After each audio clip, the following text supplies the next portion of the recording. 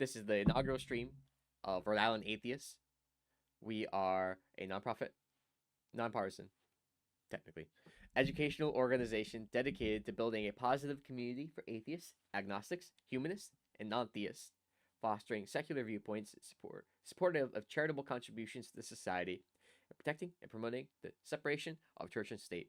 And I say technically because while we don't officially associate with any one party a lot of the time seems to be always opposed to the things we care about. So it's kind of interesting how that works. Anyway, we have some great local partners we work with the community, such as the Women Project and Pride in Aging. We also are part of the Rhode Island Coalition for Reproductive Freedom, which fights for the rights, reproductive rights, abortion rights, things like that. In addition, we are an affiliate of the national organization, you might have heard of them, American Atheists. Our organization has had a very busy year. Some of our endeavors that we are especially proud of include we organize collection drives for food and socks. We fought back against book banners. Looking at you, Megan Riley, Mary Brammer, Tiffany McLeod, and all of you. Working with a large coalition of allies and passing the Rhode Island Freedom to Read Act so that people like Joe Gallo or, other insert conservative hates trans people politician here, local politician or would be wannabe politician, uh, who wanted to ban books because they're mad, they're big mad that not everyone agrees with their puritanical, outdated, and kind of what's the word I'm looking for? Not incompassionate, yes, but I was looking for a better word than that. But you get what I mean. The people who hate trans people so much and they're really mad that they can't get other people to hate them as much as they do. So they bully public school officials about it. Anyway, sorry for the tangent. We officially established the Rhode Island Day of Reason, which received a citation by the Secretary of State, Greg Amore. It was recognized with a congressional resolution. We participated in 4 local pride events and sponsored a local queer prom. Some of the pride events included I marched in the East Providence Pride Parade, and I marched in the Providence Pride Parade. There were at least a couple more events that I don't think I personally attended, but it was very nice. We testified on multiple bills at the State House.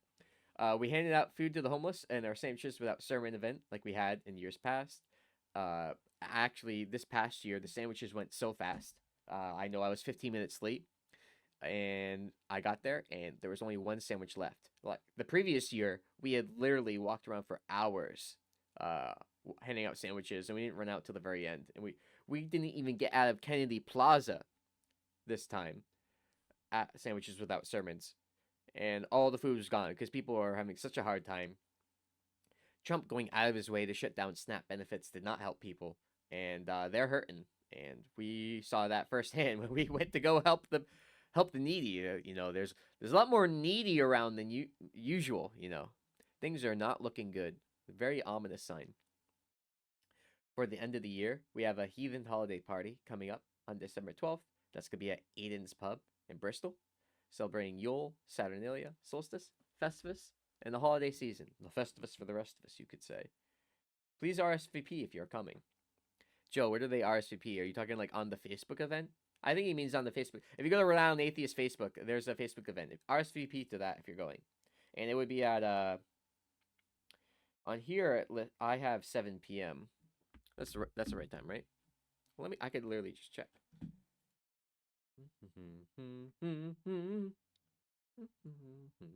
Let's see, events. December 12th. Yep, 7 p.m. Aiden's Pub. Oh, a few people already RSVP'd. You should RSVP too. Don't miss out. FOMO, don't miss out. Don't miss out on the party. We have cake, usually. We have cake, right, Joe? RSVP via email, website message, social media message, etc. Nice. What kinds of sweets will the people enjoy at the Festivus party? Now, obviously, we don't celebrate the Christian holiday of Christmas, but we do celebrate the cultural holiday, which could be celebrated by anyone. Because a lot of the stuff, it's not really directly relevant to Christianity, is it? All of the gift giving, the Christianity, big materialist, right? It doesn't quite make sense, does it?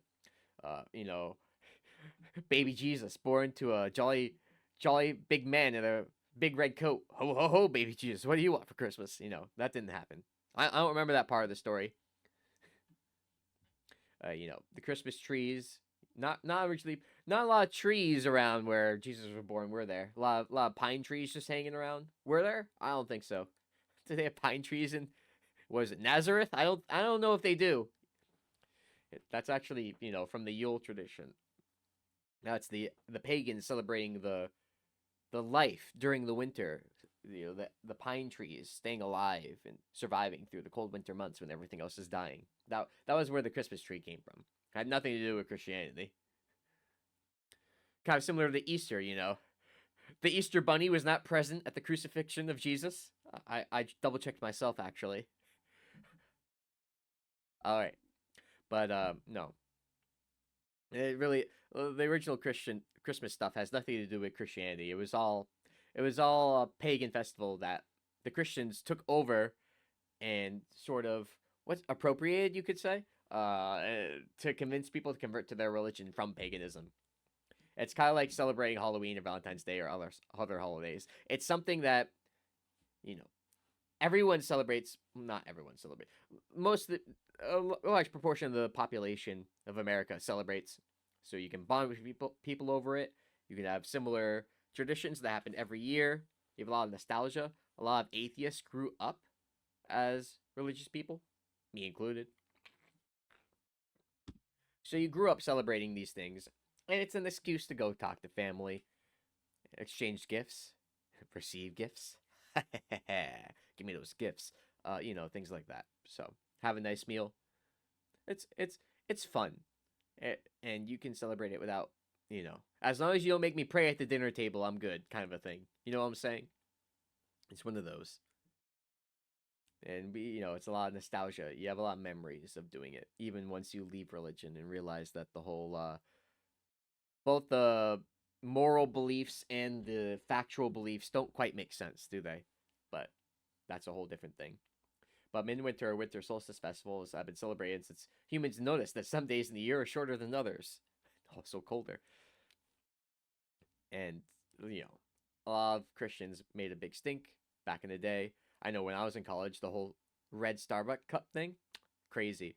When I was in high school, oh, are you allowed to say Christmas? But yeah, a lot of Christians like to say, yeah, the libs are coming for Christmas. They're trying to kill Christmas. But actually, the only time Christmas was ever outlawed, it was in 1659 by Christians in the Massachusetts Bay Colony, enacted a law called Penalty for Keeping Christmas. And they thought that the festivals were superstitious, kept in other countries, were a great dishonor of God and offense to others. So they were against it for that reason. It wasn't Christian enough. That was why they were upset about it. But obviously, I don't know how long that lasted, but clearly it didn't last terribly long. And obviously, again, Jesus himself, the historical figure, was not actually born in December. I don't remember what time he was actually born, but yeah. Long before Christmas, the holidays like Yule and Saturnalia mark mark the season. A lot of Norse and Germanic traditions, all that stuff, great stuff. Saturnalia, ancient Roman god, agriculture, all of that. I'm not going through all of the Yule and Saturnalia stuff again, but you get the general idea. And now that I've got I can't believe I started an hour early. I was rushing too. I was like, oh my god, it's 11:02. I didn't start streaming yet. Oh, the banner fell. Oh, by the way, oh, we got a banner. That's nice. I had to move my TV. I knocked a lot of stuff off my TV stand to move the TV so that it wasn't in the way. Apparently, I could have taken my time with that. But we also, at one point, went to the State House because they were passing. Well, we went to the State House a few times, but the end of 2023, again, one of the first events I went to as a member of Rhode Island Atheists was when they were passing the Shield Act at the State House, which shields legislators from being basically sued from out-of-state entities for providing care that is legal here in the state, because it's not the other state's business. Because so if they try to uh, sue someone in Rhode Island for providing abortion care that is legal in Rhode Island, That basically gets slapped down as like a bad faith, them trying to usurp our state's rights to govern ourselves, of course, and also protecting doctors who provide gender affirming care to trans people.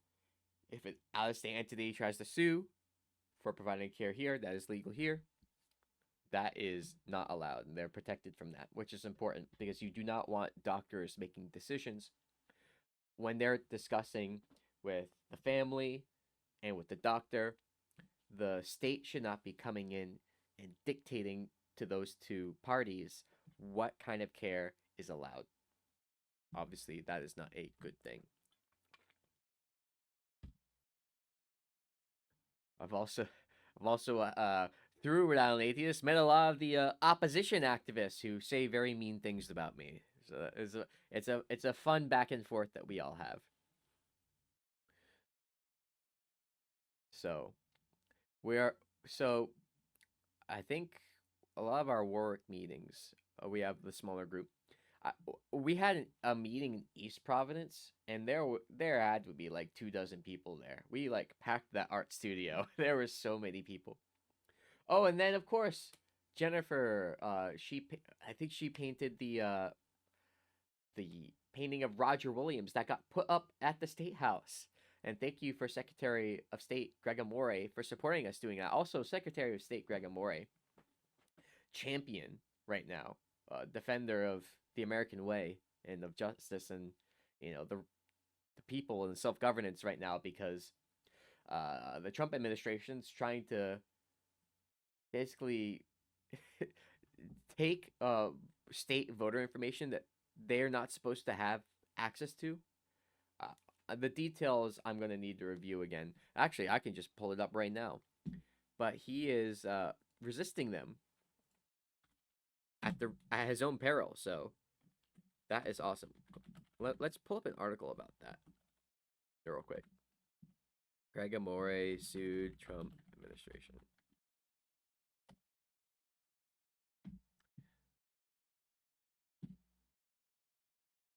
In fact, let's watch a video. People like watching videos, don't they? We love Rhode Island, don't we, folks? Let me see. Do I have... And... right screen. Good. Tonight, we're hearing from Rhode Island Secretary of State Greg Amore. Thank you. I'm _Justin_02 for following the stream. I forgot that my alert box was me doing a reverse Falcon punch on Brett, who was playing Gabriel. That's very amusing. Thank you for reminding me of that memory, and also thank you for following the stream on Twitch. Yes, thank you, Twitch viewer. Anyway.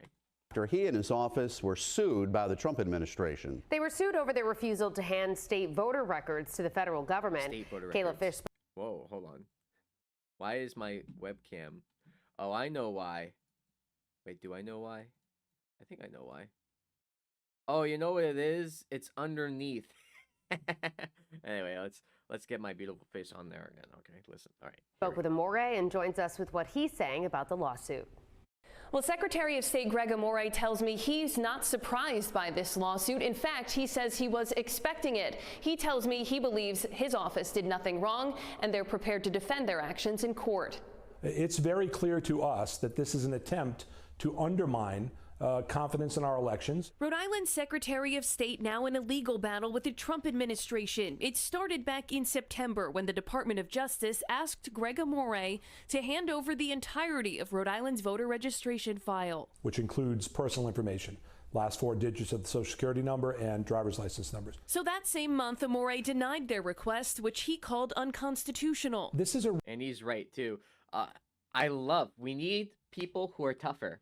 We need Democrats who are tough. By the way, nonpartisan organization, but I'm just saying, given everything that's going on, Jesus, like the same guy who tried to basically call the election he lost in 2020 stolen, the same faction who tried to bully the company that made the voting machines and then were caught lying about it, and then when sued had to settle. And then Tucker Carlson going and saying, well, actually, you can't sue me too. I'm not liable. Obviously, my show is just opinion. No one would ever take it seriously. That was basically his legal defense. Those same guys now want everyone's voter records. The states have the right to run their elections. That is not the job of the federal government. So good on them for sticking to their guns and fighting back against this. Really unusual request because it's not specific. There's no cause involved in this request. Fast forward to Tuesday when the Trump administration sued Amore and his office over their decision not to comply with the DOJ's request. According to court records, the DOJ asked for the info to make sure Rhode Island was in line with federal law around voter list maintenance. The Justice Department pledged to keep that information secure in accordance with federal privacy laws. Yeah, I'm sure they'll keep our voter information very secure with all the Russians and Qataris running around running around where they're not supposed to be. The feds argue Amore's refusal to hand over the info broke the law. He disagrees, saying he did so in part to protect voters' privacy. And we don't know where this information is going. We don't know if it'll be shared. And so we take that responsibility seriously, and we believe it's in violation of federal law. The Privacy Act of 1974 prevents us from handing over this information and prevents the federal government from requesting it. Similar lawsuits have been filed against secretaries of state in other parts of the country, which is why Amore told 12 News he was anticipating the legal action. He says voters have nothing to worry about. We're in compliance with all federal and state law around voter list maintenance. In fact, we're proud of the work we've done. And I would tell Rhode Islanders that their elections are secure, they're fair. Now, Amore tells me... And you can tell that the Trump administration's suit is basically in bad faith because they didn't even give a reason why they would have a concern to subpoena those records or a specific rationale for the request or like targeted request. They just want everything. Very, very suspicious. Attorney General Peter Nerona will be defending him and his office in court. He told me he's not aware of an exact timeline of how things will play out moving forward. Inside the State House in Providence, I'm Kayla Fish, 12 News. Well, let's pull up an article too. Let me see here. Greg Amore sued.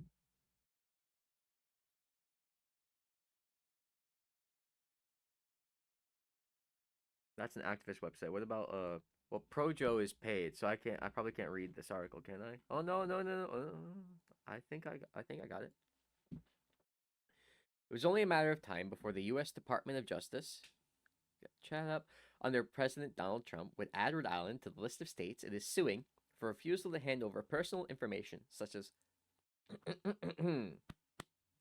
Social Security and driver's license numbers on the state's voter rolls. And now it has happened.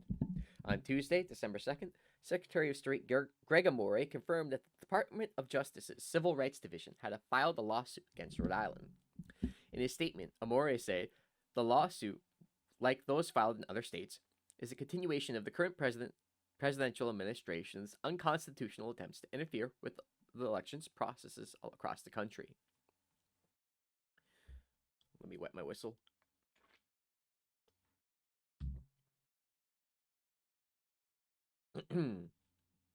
I denied the Department of Justice's unsubstantiated request for Rhode Islanders' private information because the administration of elections falls under the purview of the states under the United States Constitution, Amore said.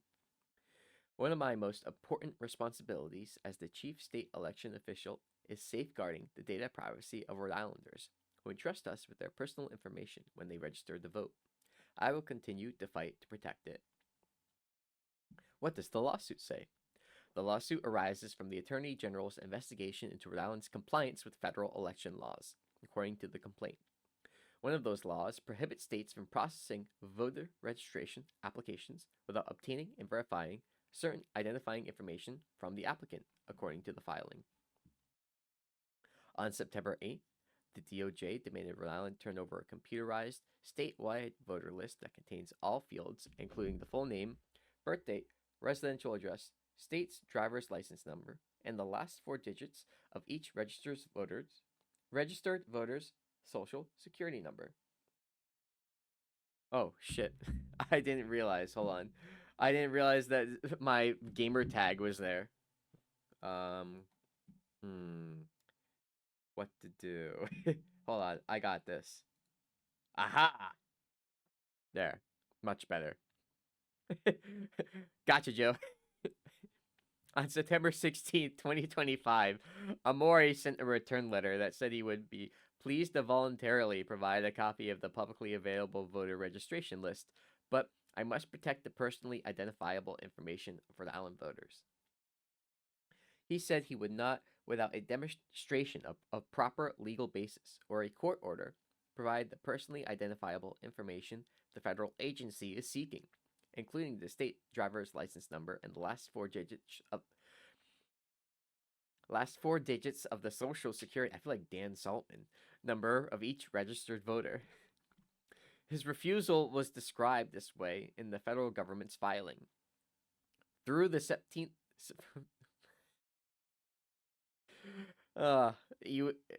you would know how funny that joke is if you knew who Dan Saltman was.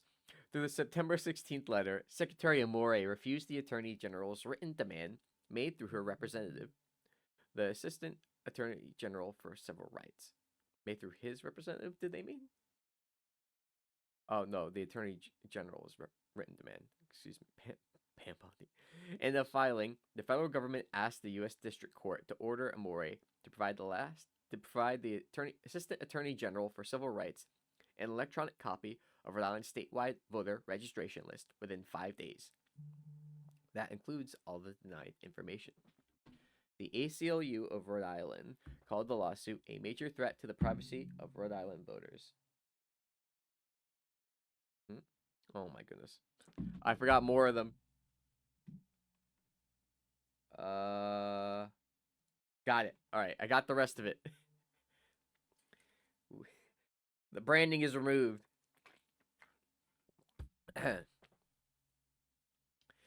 In the file, his refusal was described this way in the federal government's filing. Through the September 16th letter, Secretary Amore refused the Attorney General's written demand made through her representative, the Assistant Attorney General for Civil Rights. In the filing, the federal government asked the U.S. District Court to order Amore to provide the Assistant Attorney General for Civil Rights an electronic copy of Rhode Island's statewide voter registration list within 5 days. That includes all of the denied information. The ACLU of Rhode Island called the lawsuit a major threat to the privacy of Rhode Island voters. The ACLU commends Secretary of State Amore for refusing to voluntarily turn over this information, and we are hopeful that the courts will be protective of Rhode Islanders' privacy rights as the suit moves forward. Like the outrageous activities of Doge during the first months of the Trump administration, this latest attempt to collect enormous amounts of data should be a concern to anyone who wants to prevent the misuse of personal information by the federal government. Remember when Doge was going into classified areas and taking classified information without being cleared to do so? Also, I was trying to X out that thing, but it opened something else. Nice. Our first guest of today. His name is Richard Hite. He is the author of an amazing book called In the Shadow of Salem, The Andover Witch Hunt of 1692. He was actually, funny story, the first speaker at the first Rhode Island Atheist event I ever went to. It was very interesting. It was a very interesting introduction to this organization. Richard, are you with us? Yes, I am. I am. Can you hear me? Yes, I can hear you, and I apologize for my confusion. Apparently, I put the start time of the show an hour before it was actually supposed to start, which is a Right. I just heard you talking about that. Oops. You ever done something like that? Oh, sure. Yeah. So now, some of the questions I wanted to ask you. For example, what sparked your interest in the Salem witch trials in particular to the point where you wrote a book about it? Well, I've had an interest in it really since I was a child. My sister told me about it when I was elementary school age. And then one of those opportunities that came along to order books for kids in an elementary school class. I ordered one titled The Devil's Shadow, which was by an author named Clifford Lindsay Alderman, who I know nothing about otherwise, but it was, a book for young readers about the witchcraft trials. So I got that and read it. Then, like any number of others, of course, I read the play The Crucible in high school. Um, and I wrote a couple of term papers on the subject in graduate school. Then in, 2003, I moved to Rhode Island, and, I had close proximity to the places involved. So, I started visiting them and reading up on them more. When I did those term papers in the 1980s, I read every major work on the subject that had been published up to that time. And then when I got started reading it again, I caught up on that, so to speak, because of course more books had come out about it since then. Right. Yeah, I actually remember the Crucible. I did well in my sophomore year. They had a unit on the Crucible. We did the book, we did the movie, we did it all, and it was funny because at that time I'd only left religion I left religion in 7th grade. So and then Mhm. we were studying the Crucible in 10th grade. So it was a thing where at first I kind of hesitantly left religion. But it's one of those Sure. things where I didn't have any political beliefs or anything at the time until maybe 10th or 11th grade, but later on in 10th grade or something. But it was one of those things where the more I learned about the history and the more I learned about things that had happened, I was like, wow, maybe I made the right choice. They were murdering people because they thought the devil was possessing them or whatever. Very interesting stuff. Yeah, it's Yeah, crazy. yeah. Uh, um, what caught your attention about specifically the witch hunt in Andover, and what inspired you to give that story its own comprehensive treatment? Well, I had learned some time ago that 45 people in Andover were arrested on witchcraft charges, which was more than any other town in the region, including the town of Salem itself, and also the area known as Salem Village, which is currently the town of Danvers. And Dan, modern day Danvers was where it all started. But I was noticing in all the books I was reading, Andover, if mentioned at all, was just kind of mentioned in passing as if it was some kind of a sideshow, not really Right, important. right, And I found myself thinking, there had to be, something going on in Andover to that led to all this large number of people getting accused. Because yes, people were accused all over northeastern Massachusetts, but right, there were any number of towns where just maybe just one person or maybe two or three people were accused. And here was Andover account with 45. That's slightly less than a third of the total who were accused during that whole time period, which extended really from the accusations ran from February to November of 1692. gotcha. So, Interesting. mhm. Okay, awesome. And how did opposition to the witch hunt in Andover play out in that community? Did the people who started opposing the witch hunt start getting accused and persecuted themselves while they were trying to fight back against what was going on? It turned out no. They did. The ones who did, the ones who began the opposition did not end up being accused, although they certainly had reason to fear that possibility. Right, right. One thing that stands out about Andover is that nearly everyone of the 45 there who were arrested, 38 of them actually confessed to it. Wow. Now, what happened, one of their ministers, Francis Dane, who had opposed the whole thing from the beginning, noted in a letter that a rumor started in Andover that if you confessed to witchcraft, that your life would be spared. Now, it did turn out that way, but it was just an accident of timing. It's, the scene that played out in the Crucible when John Proctor considers confessing and can't bring himself to do it, to say that's pure fiction. Gotcha. There was every intention of trying those who confessed later. They were being kept alive at the time to offer evidence against the ones who were being brought to trial. Right. But what finally in September of 1692, they began trying some of the people who had confessed. They had more than enough confessors by that time that they didn't need them all anymore. That created alarm in Andover because the family members there had been encouraging their loved ones to confess, and now they realized, oops, this may not spare them. Jesus. Yeah. So they started altogether 72 people in Andover signed signed at least one of 4 petitions that circulated defending the suspects. And yes, it was a risk, but by that time, the last hangings happened on September 22nd. Several people who had confessed had been convicted, and but they were given, because they confessed, they were being given more time to make their peace with God, so to speak. Right. But there was every reason to think they might be hanged in October. However, the opposition was growing elsewhere. The minister Increase Mather, for instance, penned a detailed write-up, questioning the validity of the whole thing. The governor suspended all legal action in October, and then disbanded the court he had created. A new court was created to start trying people in January, but the standards were much more stringent, and no one was hanged after that time. But opposing it was risky. But by the time the opposition started at Andover, as it turned out, they were not persecuted. Gotcha. I wish we could just like drop a modern day like social science or a psychologist there to analyze the behavior. It's like a very advanced form of, I don't know. It's crazy to think about what it would be like to be in that situation or to have people acting that way around you. But anyway, there's a note in the Journal of 18th Century Studies about you challenging Boyer's and Nissenbaum's view of the Salem witch trials being born out of factionalism. Can you explain your disagreement with them for the uninitiated who don't understand what that's all about?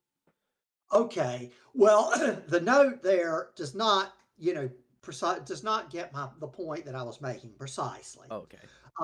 See, the book that I'm referring to that described factionalism was specifically focused on Salem Village, modern day Danvers, which is where the whole 1692 episode started. Yeah. And they discuss some factionalism in that particular location. And for Salem Village, I agree with them. I think they were right. What I said was that as I began my research on Andover, I expected to find a similar type of factionalism in Andover.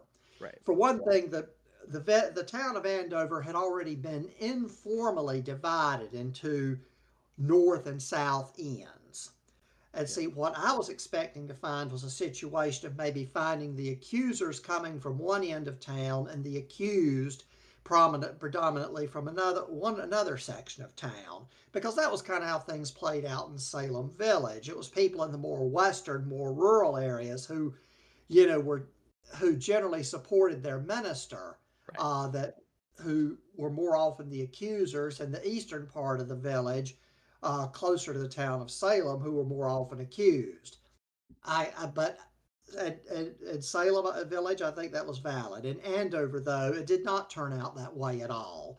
There were almost an equal number of accusers and accused from each end of town. Interesting. Andover had 2 ministers at the time. Francis Dane was the older one. He was and he was in his 70s by this time, not preaching so much anymore. They had hired a younger minister, Thomas Barnard, to eventually take over.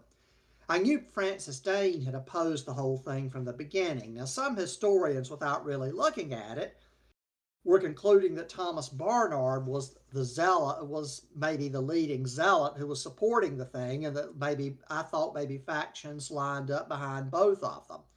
Well, again, that turned out not to be the case. Thomas Barnard was no more comfortable with the process than Francis Dane was. Interesting. In fact, throughout the whole thing, with a few exceptions, the ministers were not leading the charge here. Samuel Parris, the minister in Salem Village, wholeheartedly supported it. Nicholas Noyes in Salem supported it. John Hale in Beverly, the town of Beverly, supported it, but most of the ministers were uncomfortable throughout the whole thing. Interesting. Yes, but it turns out, Thomas Barnard he wasn't as outspoken against it as Francis Dane, but then again, members of Dane's own family were being accused. Thomas Barnard's family was not touched. But nonetheless, he signed the petitions defending the suspects along with Francis Dane.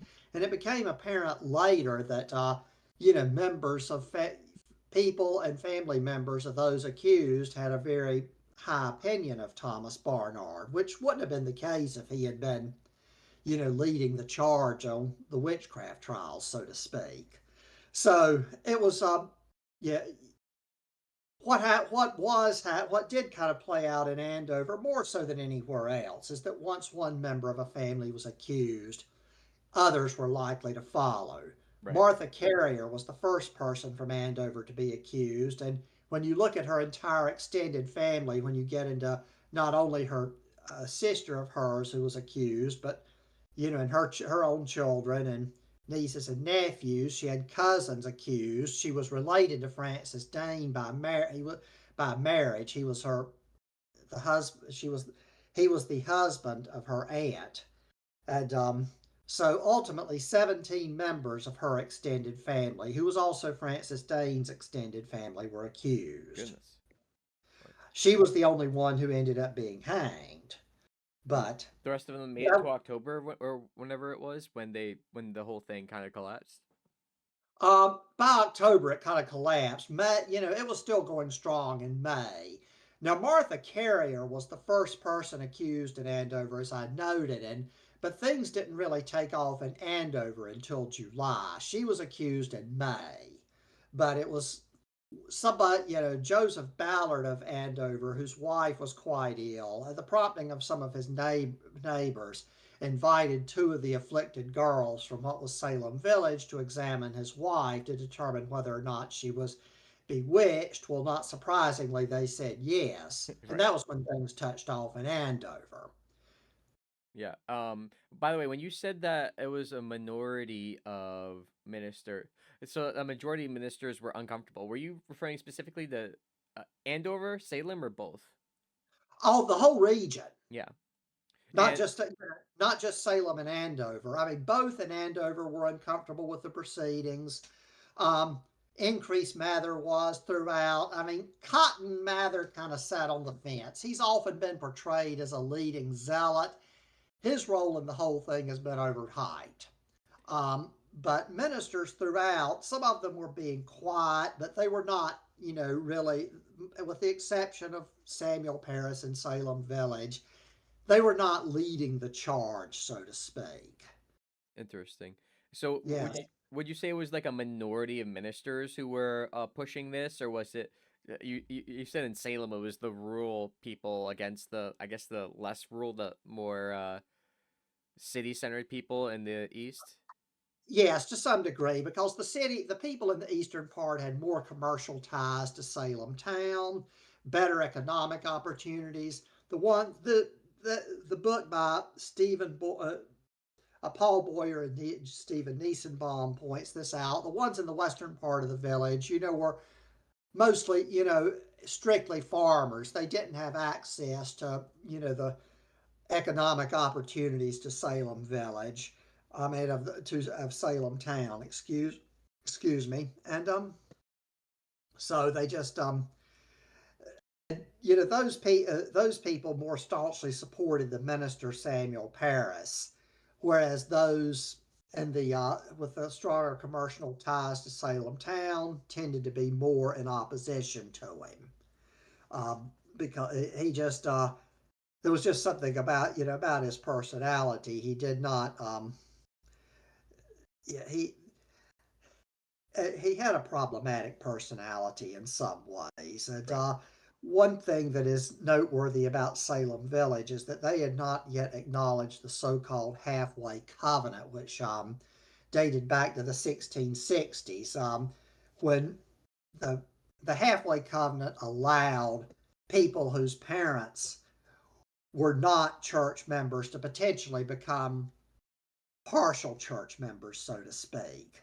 Okay. Because there were fewer and fewer people who were eligible to be full church members. That's of course an entirely different story, so I won't get too deeply into that. Right. But in certain ways, Salem Village was behind the times. Interesting. Do you think a lot of this, like, so for Andover, you say it wasn't as much the factionalism as it was in Salem. For Salem, Exactly. do you think it was jealousy at the people who had more economic opportunity that spurned this sort of accusations of Satanism or demonic witchcraft, things like that? To some degree, yes. I mean, it wasn't just um, yeah, I mean, I don't. It's you have to be careful at how you phrase that. There was Right. certainly jealousy involved, but there was a lot of things were going on throughout the region at the time that were quite problematic. The charter of the Massachusetts Bay Colony had been revoked in 1684 by King Charles II. James II, who succeeded him as king, he was not Charles's son, he was his brother. Charles, although he had 23 illegitimate children, had no legitimate children. Right. So none of his children were eligible to become the reigning monarch. Yeah. James was openly Catholic. He created the so-called Dominion of New England, which included not only all the New England colonies, but New York and New Jersey as well. Placed it under a crony of his, Edmund Andros, who started charging taxes that were never taxed before. Of course, he was then forced out when, at the time, 1688, with the so-called Glorious Revolution in England, when James II was ousted in favor of his daughter and son-in-law, William and Mary. Yeah. And but that left Massachusetts without any real means of governance because the charter had been revoked and it hadn't been replaced. So there were, and then aside from that, winters were unusually harsh at the time. The early 1690s had some of the harshest winters of the 17th century. And aside from that, war had broken out again with the Native Americans north of there in the frontier areas of what is today Maine. Yeah. It was a carryover from warfare in Europe. England and France had gone to war again, and so the French had incited their Native American allies in what is today Canada to attack the settlements in the English colonies. Right. So so people were looking for scapegoats, and the assumption of a large number of people was, well, God, as it would be when things are going wrong in that era, God is angry at us for some reason.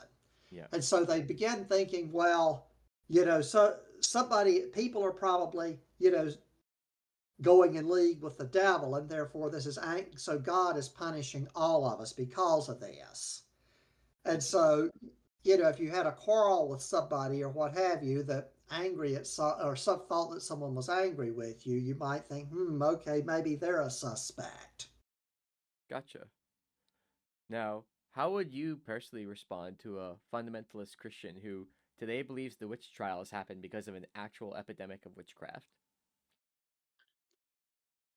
Well, I think I would start by pointing out, that the average person at that era believed in witchcraft. Right. And if you honestly believe in something, you are going to start to experience, Of course. you can likely experience some of the symptoms of it.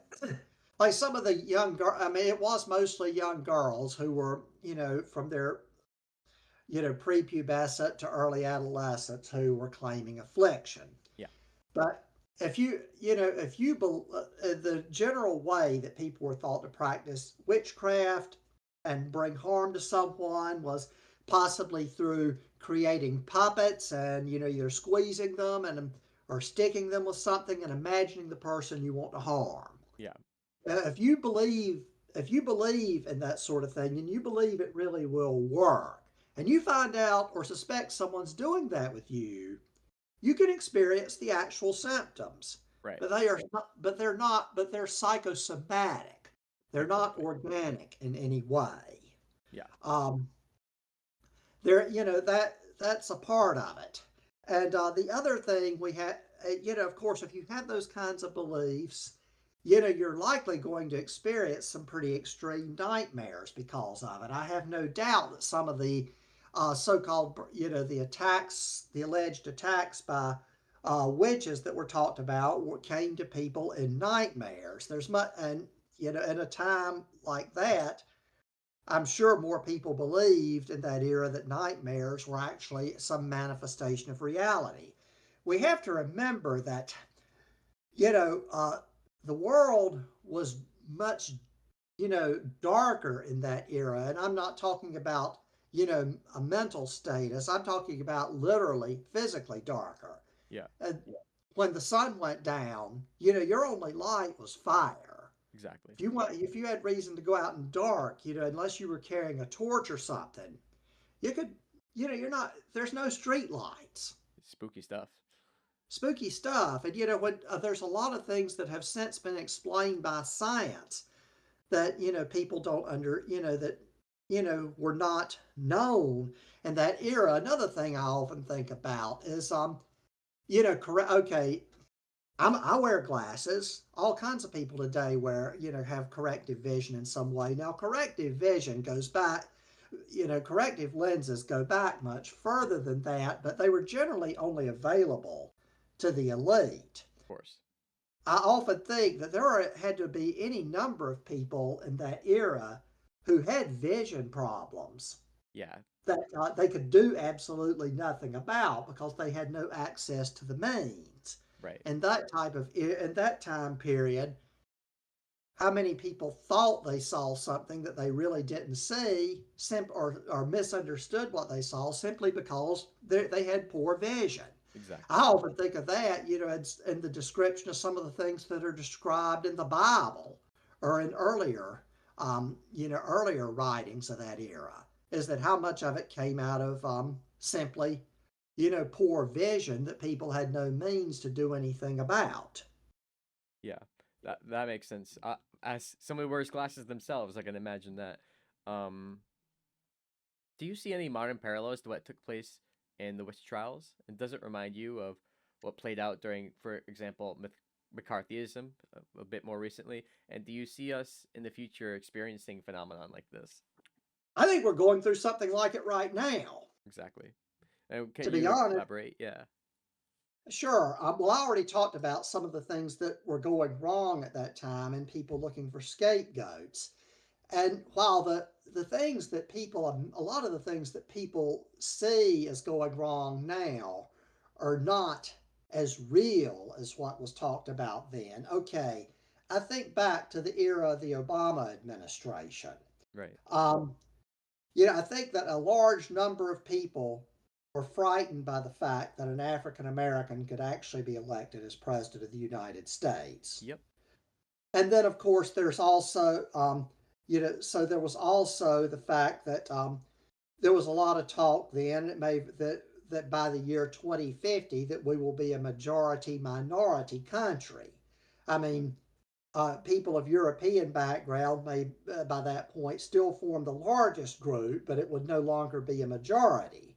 I think people were frightened by that. And then, of course, things happened during the Obama years, like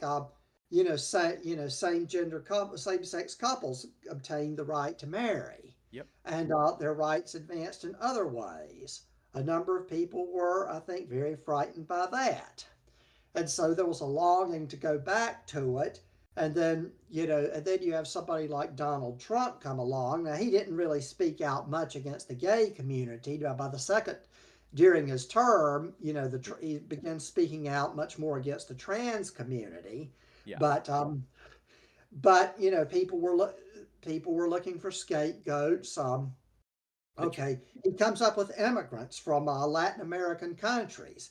After all, the more of them who come in, the closer we're coming to a majority minority country. And I think that so they became the scapegoats to a large degree. So I definitely see a parallel to modern times in that regard. And it's very interesting you brought up Obama and then Trump. Trump basically kickstarted the whole birther conspiracy against Obama, right? Well, he's African Yes. American. He has a strange last name. Oh, he must be secret. What was it? Kenyan Muslim? I don't remember the specifics, but yeah. Well, but I think he said both, but he specifically said he was born in Kenya, which is where I believe, if I'm not mistaken, that is where Obama's father was from. Right. Interesting. But but we've had any number of presidents who've had a parent born in another country. Well, Trump himself, his mother was from Scotland. Yeah. Drumpf was the original last name, was it? If I remember correctly? Yes. Yeah. Well, it would have been Trump is probably really how the D the letter D in German sounds much the way they pronounce it. It sounds much closer to a T than it does for us. Yeah. Very often, if we hear a German talking, we're not going to be able to tell the difference. Yeah. I've spent, I've studied German to some degree, not fluent in it by any means, but I've been there a number of times. But that is, and yes, and that on that side of his family, yeah, his grandparents were German on his father's side. Yeah. Yeah. But there again, his ancestors, though, recent arrivals in the United States were from from European countries, not from Africa. Right. Exactly. And so, Yeah. It's very interesting. Trump actually has we were talking about scapegoats. Trump has a long history of scapegoating people. I remember the Central Park Five. There was like 5 black men in Central Park who were being tried for, or maybe even convicted of a crime they didn't commit, and then they were later released. They were acquitted of, that murder or whatever it was. And then Trump was, yeah, even after they were acquitted, saying, no, send them back. No, it's definitely them. Yeah, it's yes, he has a long history of that. Um, that is very true. yeah. When did you decide you wanted to be an author? Well, it was, I never really, it was just, it was not so much deciding I wanted to be an author because, it's not, certainly I don't support my main means of support my, is my job. I mean, I've barely made a month's salary off this book. Right. So, but there were just things I felt, I wanted. I felt like I had something to offer, in terms of history. And this is not the first book I've written. The other, this is the best known, but I've written other books that were genealogy related. That's been a hobby of mine since I was in high school. And in that case, I wanted to, because there's so much bad information out there on that, I wanted to rectify it as best I could.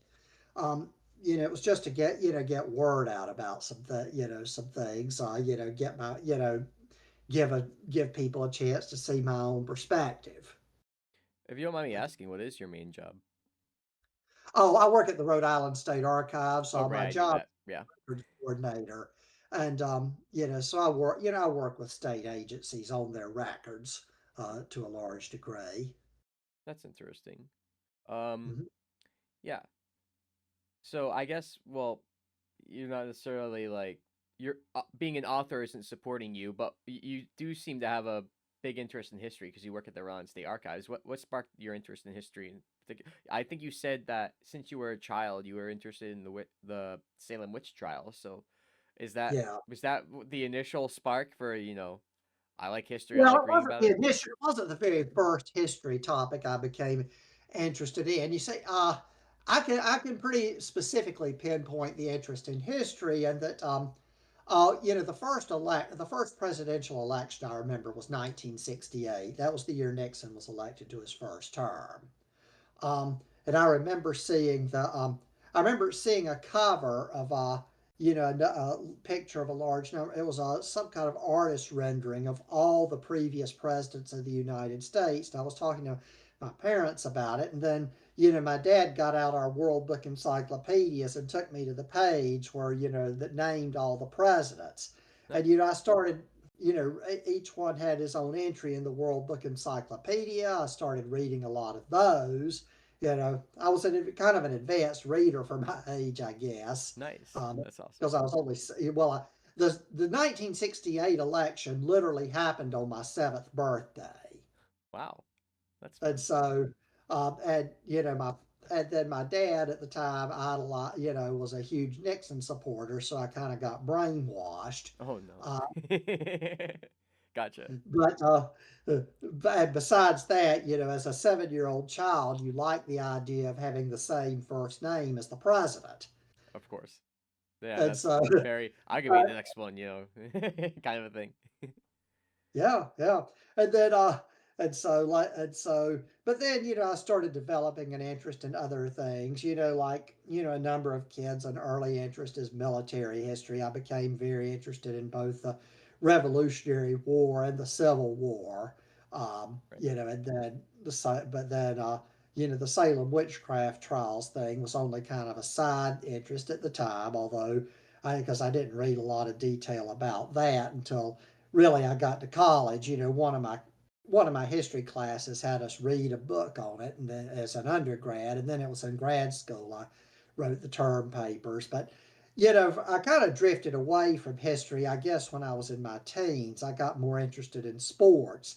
But then it was actually in high school that when my dad and I started working on our family history, and the more we got into it, the more I realized I had family ties to a lot of the topics in history that I had been interested in anyway. So it kind of reawakened my interest in history, so to speak.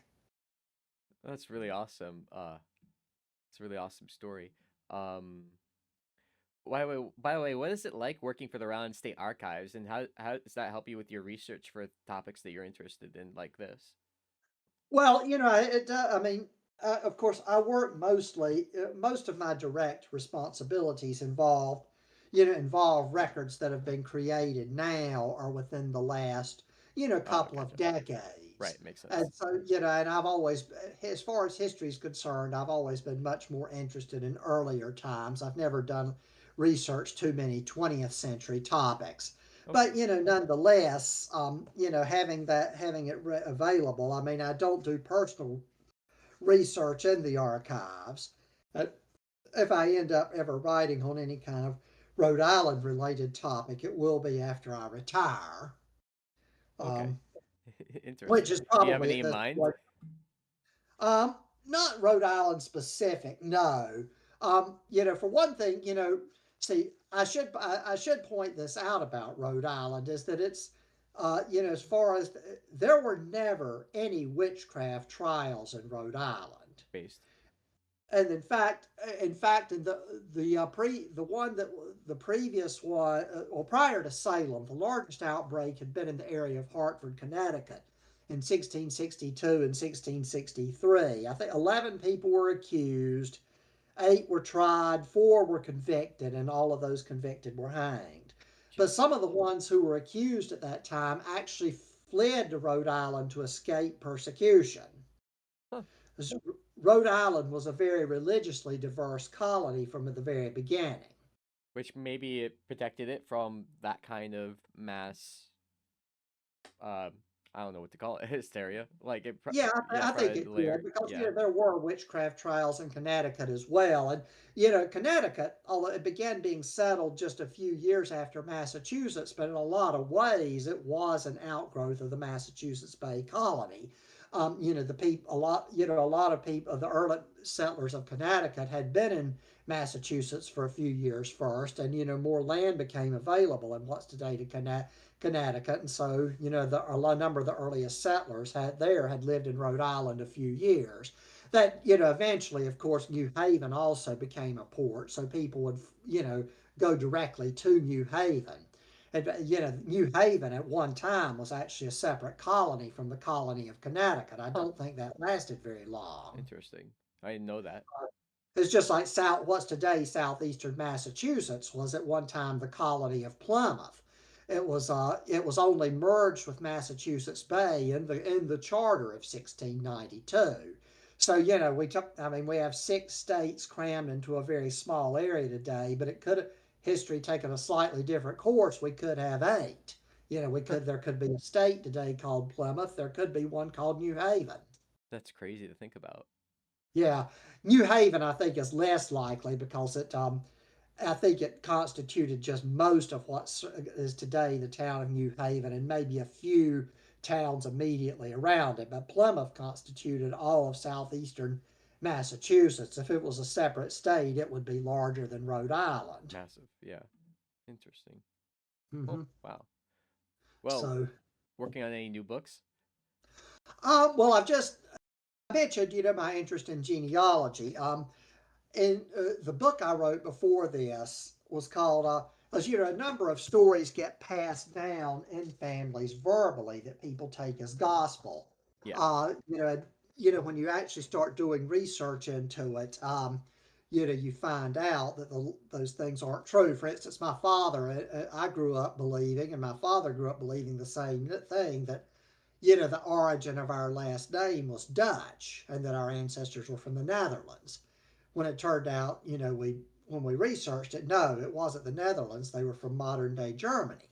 Huh. Um, and that's not at all unusual, but there's any number, and so the title of the book was Sustainable Genealogy, Separating Fact from Fiction and Family Legends.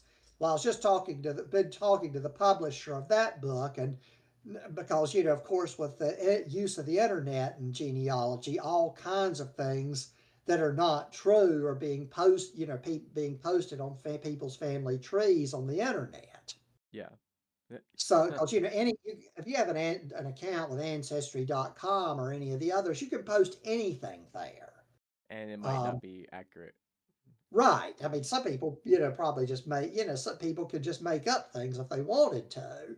Yeah. A cousin of mine called them and complained about some wrong information someone had posted on his family, and not not the ancestors he and I have in common, but but they told him, people, they can't do anything about what people post on there. And he asked them, he said, so if I was to post on a tree that Jesus Christ was the son of Abraham Lincoln, and Abraham Lincoln was the son of Satan, you wouldn't do anything about it? And they told him no. That's funny. Oh no. So anyway, so I'm probably going. I'm going to start, putting together the outline and working on what will essentially be a sequel to that. That will, but discuss, trying to separate fact from fiction on internet postings, because what, it only takes one person to post one wrong piece of information, and a number of other people will just start copying it. So it ends up proliferating all over the place. Of course. Well, And so, yep. uh, but I'll probably write, like I say, I'm about 3 years away from retirement. I'll probably write more after that time. Yeah, you'll have more But time to do what you really love to do. It's always good. exactly. And, I intend to continue living here, but I'll probably spend fairly significant um, amounts of time in other areas. I don't have any kids of my own, and I have one sister. She and all of her children live on the West Coast now, so I may spend large chunks of time out there too. Yeah, I lived in Portland, Oregon for 1 year as a kid. Seemed like an interesting thing. I might go visit there myself sometimes. West Coast is Oh yeah, interesting. I've been to Portland a couple of times. It's great. I have a niece who lives in Seattle, which isn't terribly far away from there. And then my sister and some of the others live in California. She lives in the Bay Area along with one of her kids, and Interesting. the other one lives in Santa Barbara, and there's also one in Las Vegas. So That's awesome. I'm really, except for one grandnephew who lives in South Carolina, I'm the only one left in the East Coast anymore, even though we grew up in North Carolina. Oh yeah. I went to North Carolina for an internship. I only know Greenville, so there. Oh yeah, East Carolina University is there, right? Yeah. Yeah, that was Yeah, where I was.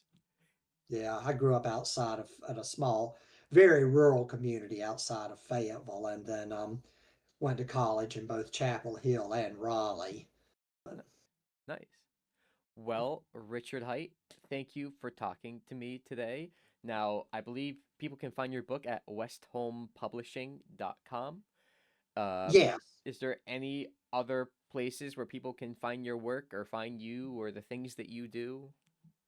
Well, I don't have a website or anything. I probably, should get someone to make one for me, but I guess it's but of course the book's been out a while now. There are undoubtedly used copies available through both ABE Books and Amazon. I typically use ABE Books because it's specifically book oriented. Yeah. And so there are there are a couple of places in Salem that sell them. The Salem Witch Museum, Salem Historical Tours is one. I actually lead tours that for them. Maybe five. Usually about 5 times a year, in Salem, and also in in the old cemetery in North Andover, along with the retired director of the North Andover Historical Society.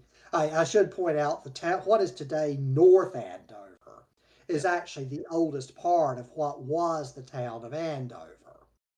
Yeah. The town formally split in 1855. Now, so what the town I write about is Andover covered a much larger area than constitutes simply Andover today.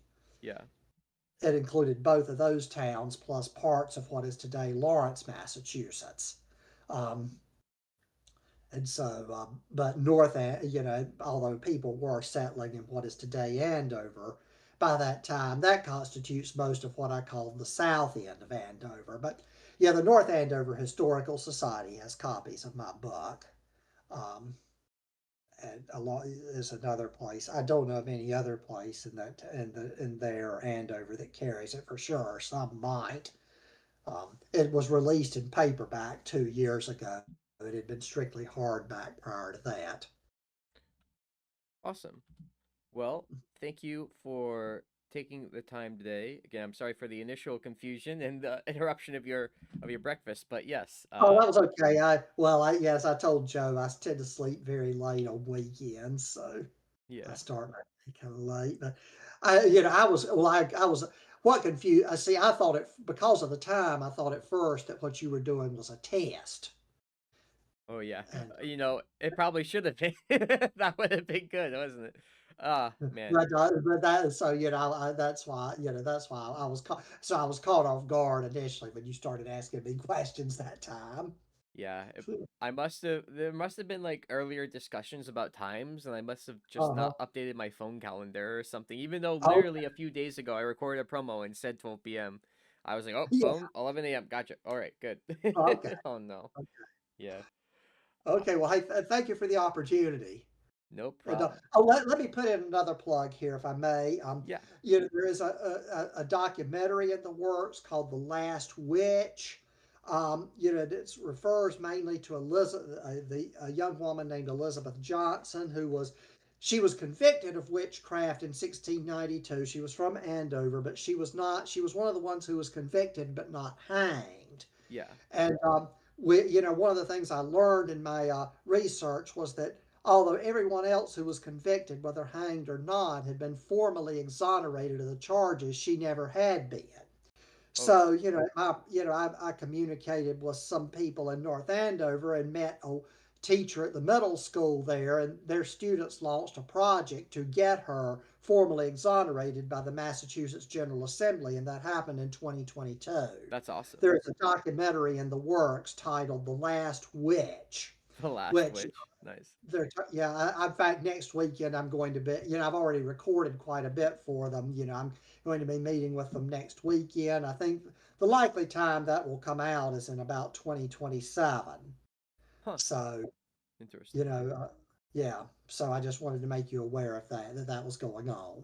Thank you for making me aware of that. Awesome. Yeah. Can't Hmm. wait for it. Yeah, I can't either. So, All right. Well, thank you. Enjoy your lovely Sunday afternoon and whatever seasonal festivities or family get-togethers you have planned. I hope they're great. thank you. Same to you. All right. Thank you. And Hmm. adios. Adios.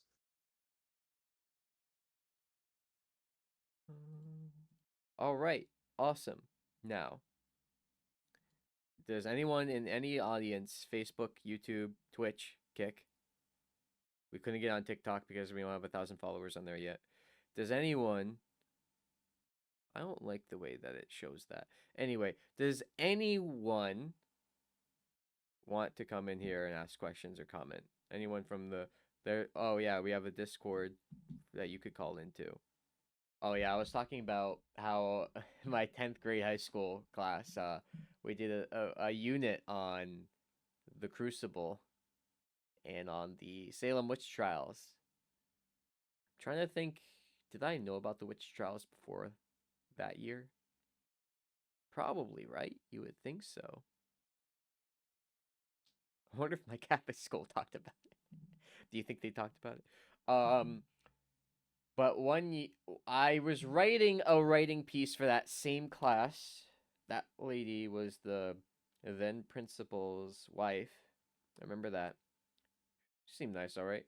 But the one thing I remember is that I was writing about why I had become an atheist in 7th grade, like 3 years prior. And I wrote that it was once I thought about it for more than 5 minutes, it became very obvious to me that this isn't a thing that people believed because it was true or because there was a guy in the sky or because they had a reason to believe. It was because they adopted the set of beliefs because mommy and daddy told them it was true and their mommy and daddy told them it was true and that the idea was that it had nothing to do with people knowing what they were saying was true. They inherited the set of beliefs and just didn't question it. And I do remember, God rest her soul. No, she's still around, I'm sure. I remember the teacher's comment on the paper. She didn't take points off. She was just commenting like personally. She was like, "Well, that's what makes it a family tradition." And I'm like, "But that's the problem. It's not about what's true." Oh God, you just do it because it's like a social game being played, or it's like a thing. It's like you're making a group that you belong to where you worship a sky god and you worship the same book that was written by people who, you know, didn't know where the sun went at night. So that's kind of awkward. But that's just me. That was just me. That was my thought process when I initially got out of it. It was like, oh wait, huh? I just happened to be born by chance into the family with a correct religion. I don't think so. I think this smells like bullshit. And when you're in the 7th grade and you're asking yourself that question, it is so much easier to just shove the doubts away and to ignore them because you get every reward for doing that. You're still tight with the religious people in your family. Well, not that you can't be, but it's easier. You're still in the in group. You have the community at church that you can be a part of. We have very easy answers to every question in your life, your moral question that you don't ever have to actually think about because all the answers were handed to you. You have the comfort of the idea that you're going to a very special place after you die and you don't just stop existing. And then your reward for throwing away religion and being an atheist is nothing, really, unfortunately. Except, well, nothing immediately, but it's the long-term thing. Whereas once you do it and then you continue to live your life, you continue to see the reasons why it was a good thing. Because imagine I was still a Catholic person and I had become convinced by whatever line and whatever dumbass book in the Bible said that man cannot lay with another man, and now I hate gay people. Like, I'm friends with gay people. One of my closer friends right now is a trans man. Like, if I didn't respect these people's identities, I wouldn't have those friends. It's like I wouldn't even know these people. I'd probably be adversarial with them. That would kind of suck, right? I'm like, and then there's the moral thing where I would just be a less moral person. I would be judgmental of people because of their identity or because of the people they loved. I would think that they're going to it's all those things. But when you're making the decision, all you see is the short term, oh, it's uncomfortable. So obviously when you're a kid, most likely you're not going to do it. Of course, I'm a stubborn asshole, so I did it anyway because I wanted to be right. I cared more about what was right than was comfortable with all the people around me. I didn't care about that, but that was just me being particular. Rationalization is better than letting books written thousands of years ago dictate your life. Exactly, and that's why when I was wait, how old was I in 7th grade? Was it 12, 11? When I was that age, I was like, this. all smacks of bullshit. And it came not very long after my super religious spurt of activity, where in 6th grade I was like, fuck it, I believe in this religion, right? You know, I'm not in the Catholic school anymore, I'm in a public school. I'm just gonna read the Bible. I'm a good reader. I'm an advanced reader at a higher reading level than my age. I'll just read this. I'm gonna learn all the things about what it means to be a moral person and a good. I'm gonna read the words of God Himself. It's gonna be great. And it was just, I started with Genesis, and it's like animal sacrifice, animal sacrifice. This guy lived to 1,332 years old. Don't believe it? Fuck you. Animal sacrifice. And it's just like, this was the book written by the omnipotent, all-knowing, and all-good creator of the universe? I don't fucking think so. It looks like it was written by like a 200 BC meth addict who had a real penchant for killing lambs. Okay, this shit doesn't make any fucking sense. And it's all the fucking, because I didn't really realize this part. When you go to church every day for, you know, the first 11 years of your life, all of the cute little, you know, adorable little, you know, floofy passages they read to you when they're reading from that stupid fucking marble altar is just like all the stuff from the New Testament with those classic Jesus one-liners. Oh yeah, may he who was sinless cast the first stone, whatever the fuck it was. And then when you read the actual book, the majority of it is all dog shit fucking pagan slop. For all their, no offense pagans, for all their pretending to hate the pagans, this is like, and then he built a temple that was this big and this wide and had this many altars, and they burned this kind of incense, and then they sprinkled the lamb's blood, and everyone did a rain dance, and everyone was fucking happy. It's like, when you read that as a kid, you're like, okay, this seems like kind of bullshit. You know what I'm saying? And then I went to Portland, Oregon for 7th grade, and then I actually met kids who called themselves atheists for the first time. Not that I think that was necessarily the reason I did it, but you know, they didn't talk about it that much. You know, not like all the Christian friends who, oh, can I talk to you about my Lord and Savior? You know, it wasn't quite like that, but it kind of, it was like, oh, and then one day, and early, it was actually, now I think about it, it was earlier, it was probably September or October, like earlier in the school year, you know, still very interested in football. And I was working on my English homework. I did something stupid related to, you know, I don't even remember what it was. But anyway, my parents went on a trip somewhere, and we went to Red Robin for dinner, and then they left me at the hotel to go do their little adventure. Oh, thank you, Joe, for the, well done. Thank you. But I remember sitting at a hotel after eating Red Robin, and I was like, okay, I've been thinking about this for a while. I'm going to think about it. I'm going to make a decision. Do I still believe in Christianity or not? I don't know how long before that it had been percolating, but it was enough to the point where I decided I had to actually like sit down and have I am thinking about this and making a decision night. And so I sat there with the lights off in my bed in the hotel room and just lay there thinking about it. Like, I guess trying to telekinetically connect with my deity and say, can you tell me that you are real? And I was like, oh, wow. I've just been imagining this shit the whole time, haven't I? Well, it's not even, I always felt a little bit like, well, shouldn't I be able to feel him? All my fucking Christian family members, oh, I talk to God all the time. Well, shouldn't I, like, is he gonna appear to me as like a force ghost or something? What's going to go on? And as I thought more about it, I realized more painfully, because religion really makes it painful for you. They really dig the talons in, so that if you ever manage to drag it out, it's actually not a very pleasant experience emotionally or mentally. But you know, they teach you that if you question your God, you will burn in a fire forever. So it's kind of an abusive relationship setup they got there. Not throwing any, you know, hate. I'm just saying, kind of feels that way a little bit. But and yet we're the groomers, right? But no, I sat about it, thought about it. I was like, you know what? I actually think this is all bullshit. Like, it doesn't make any sense. Like, I could have easily been born into a Muslim family. Does that make, oh, wow, the Muslim God's real? Like, it doesn't make, it's fucking bullshit. You know what I'm saying? I was born in a specific region in the United States, and that's why I'm Christian. Like, how fucking stupid is that, right?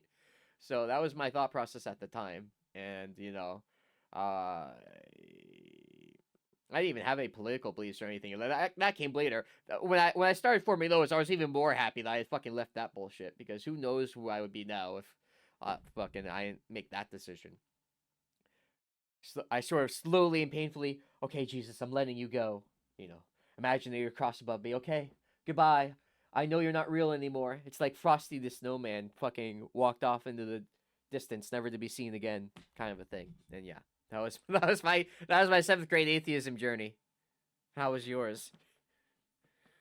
Oh, the Catholics. My father was very upset. I think he was taking me to some sort of Asian Christian church. Am I making this up? What was that? What ethnicity was that?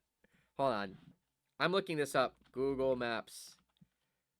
Why am I Googling Google Maps? Am I a moron? Hold on.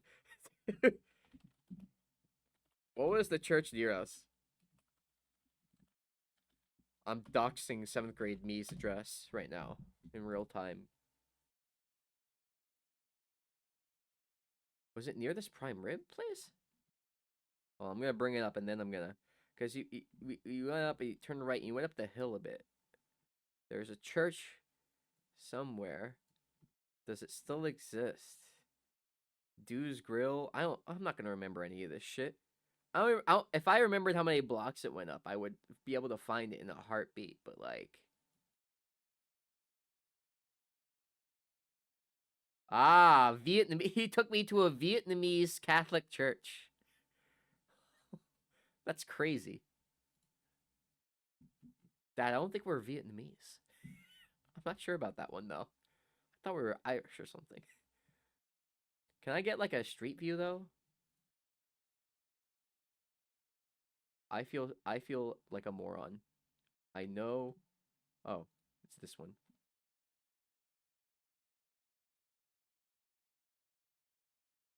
All right. Let's set the stage here. Ahem. Uh-huh. So if you go up this boulevard, is it this one? This is very distracting. Is it this place? Right here? I think it's this one. Right? A Vietnamese Catholic church. Gao Ho whatever. He was taking me to this place. Were they speaking Vietnamese? There's no way, right? There's no way. But we were parked on this corner or something. Or maybe it was... No, not down there. Up here. And that's where I told him. I confessed to him. I'm like, Dad. Oh, unfortunate. I don't think I believe in religion anymore. And he was in the driver's seat. I was in the passenger seat. He was like, "What?" And he smacked the driver's wheel. And he was very upset. I would learn later, because he had like promised to when my mother was dying when I was 2, he like promised to her that he would keep me in religion and God or whatever in the church, and made sure of all of that. So kind of unfortunate. Should I be talking about all this right now? But yeah, he made sort of an unkeepable promise that led him to be very upset later when I sort of made my own decisions, and that was very unfortunate. But yeah, I went to a Vietnamese Catholic church.